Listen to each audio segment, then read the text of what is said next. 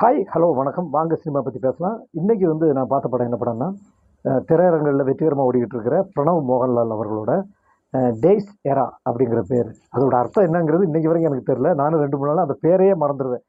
அதனால் டிஐஇஎஸ் ஐஇஆர்ஏ என்னமோ வருது, அது என்ன பேருன்னு எனக்கு ஒரு பயங்கர குழப்பம் இருக்குது.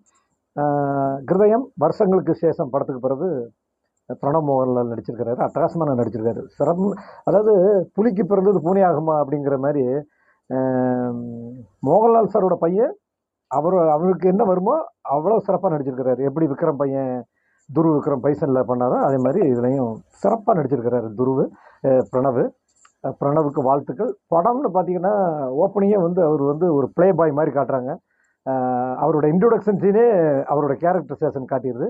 அப்போ அவரோட ஃப்ரெண்டு ஒருத்தர் சொல்கிறாப்புல, இந்த மாதிரி நம்ம கூட படித்த ஒரு கனிங்கிற பொண்ணு சூசைட் பண்ணிக்கிச்சு, இறந்துருச்சு அப்படின்னு சொல்லுவாங்க.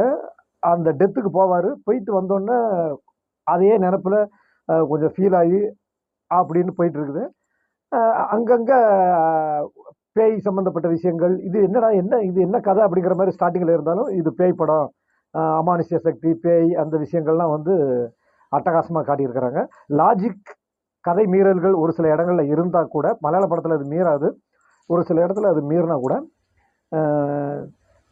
2 மணி நேரம் தான் படம். 1 மணி நேரம் 50 நிமிஷம்னு நினைக்கிறேன். அந்த இன்ட்ரோல் 1 மணி நேரத்தில் முடிஞ்சிருது.